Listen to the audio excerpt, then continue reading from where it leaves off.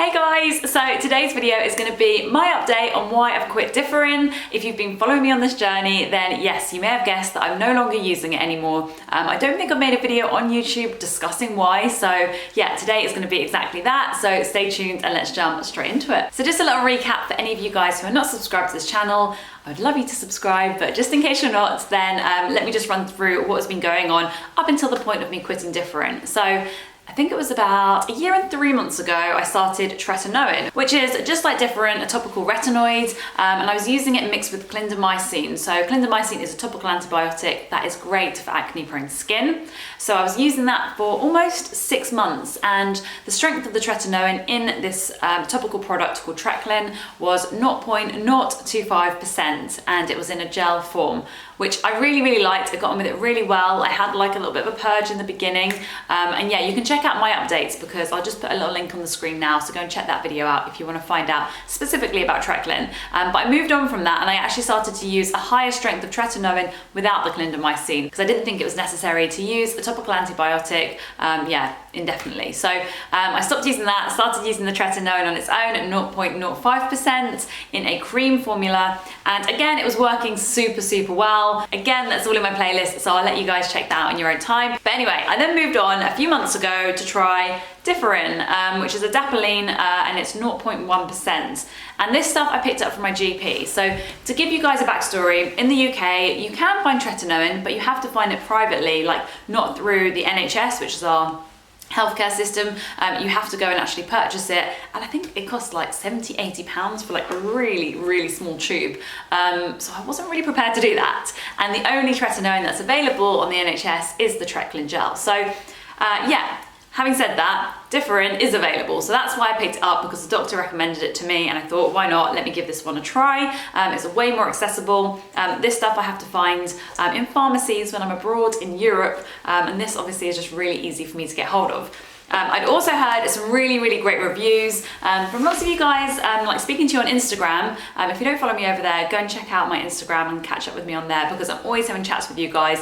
And yeah, not only am I talking about my skin, but obviously I'm hearing about how you guys are treating your skin as well, and it's super helpful. So yeah, Differin had lots of really good reviews, especially if you have acne-prone skin, which, hello, that is definitely me. However, despite the great reviews, despite this being so easily accessible for me, I just haven't got on with it. Like, as I said in my last video, I've made 2 videos about Differin now, and in both of them, I really wanted it to work. But yeah, having gone from using tretinoin to using adapalene, it has just not been for me. Like, the skin texture has just been a little bit off. I do feel like I broke out a lot more when I was using this.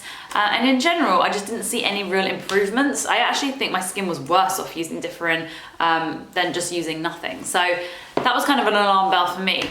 I did say that I was going to experiment and see if I could use both tretinoin and Differin, mostly because I just felt so bad wasting so much product, but mostly because I just wanted to transition back onto tretinoin, and I thought that this would be the best way to not shock my skin, because if there's anything that I've learned about my skin is it doesn't like a big change all at once. So yeah, so I kind of transitioned back over to tretinoin, and I'm so much happier with my skin, guys. I'm so glad I quit using this. I know lots of you love it. In fact, leave me a comment if you've tried both and you prefer either one or the other, because yeah, for me, I'm definitely in the tretinoin camp. The big difference that I've noticed between the 2 of these in terms of my acne is that tretinoin basically clears up my acne so much quicker. So I'm not saying that tretinoin is the cure-all, or that you're going to use it and you won't break out, because trust me, I definitely break out, because I think a lot of other things have a part to play in acne other than just topical skincare. So yeah, I'm not saying acne is completely eliminated, but having said that, when I do break out, they clear up so much quicker. Like, I had a cyst forming here last night.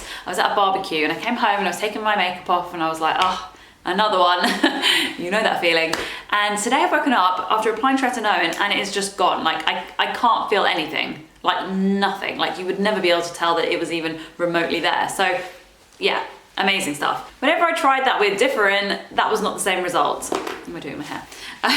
In fact, when I applied Differin, I just found that it made everything more irritated. Like, I don't know, it just felt really red and inflamed and just took ages to heal. It just doesn't agree with my skin. So yeah, I obviously think that tretinoin is much better for that. The next big thing for me is the texture of my skin. I found that actually my blackheads and how oily my skin was was getting a lot worse with Differin. I don't know if that's, I mean, it might be to do with other things. I can't actually just say it was different, but that's something that I noticed at that time as well. I just found that, yeah, like how refined my pores were, particularly after Accutane, my pores have just completely changed. And this wasn't really doing much for that. It was almost kind of reversing the effects, whereas tretinoin does a great job of making sure that my pores are really refined. I feel like I have a lot less blackheads with this. Don't get me wrong, I do peel a lot more with tretinoin than I ever did with Differin. Just in general, I just feel like tretinoin does do a better job at everything, which can lead to a little bit more peeling. But to be honest, I'm kind of used to that now, and it's not as if Differin didn't let you peel at all. I can just counteract that with like washing with a muslin cloth, like gently exfoliating, and it does such a great job of getting rid of like dry, peely skin. So that's not a huge worry for me anymore. I'm wearing a little bit of bronzer, but as always, I'm not wearing foundation, so I thought I would just give you a quick skin update to show you what it's all looking like at the moment. So I'm wearing SPF and a little bit of bronzer here, as you can see. And yeah, here's where the spot was that was coming up last night. It's like a tiny bit red, but just completely flat. And as you can see, like my pores here, like of course we all have pores, that's totally normal. But before I was just finding so many more blackheads coming up here with the Differin, and now I just can't see them really at all. So in terms of my fine lines, they have got a tiny bit better than maybe last year. But yeah, I don't know if I'm noticing that many improvements. Another big thing I want to say is obviously I quit microneedling. If you haven't followed that journey, then yes, I'll link the playlist on the screen now so you can go and check that out. But ultimately, I was microneedling for my acne scars. I feel like I'm at a place where I'm really happy with my skin, and I didn't feel the need to continue doing that each month. That being said, I think I was making some progress with like my forehead lines, which I'll be honest, I kind of attributed to tretinoin as opposed to microneedling. But having looked at how my skin is at the moment, I'm kind of thinking that maybe it was the microneedling that was kind of speeding things up. That would make a lot of sense. So potentially I might go back to trying that. Maybe just doing like 3 or 4 treatments over the space of sort of 4 or 5 months. And so I can update you guys on that as well. A huge question that I'm getting a lot of at the moment is how to use these retinoids, like either Differin or tretinoin, in the summer, because obviously your skin becomes really photosensitive, so going to the beach or whatever can be a bit of a nightmare if you are using topical retinoids. If you'd like to hear my thoughts on this and how I'm dealing with the summertime and using tretinoin, then give this video a thumbs up so I know that you're into that idea and that you want to see that video. Alternatively, give this video a thumbs down if you actually don't want to see that. Either way, fine by me. But yeah, I've got a few plans and a few things that I did last year, so happy to share them with you. I'd really recommend checking out my full comparison review of tretinoin and Differin if you haven't seen that already. And in fact, I'll link it on screen now, so all you need to do is click that box and I will see you over there. They're both cream textures.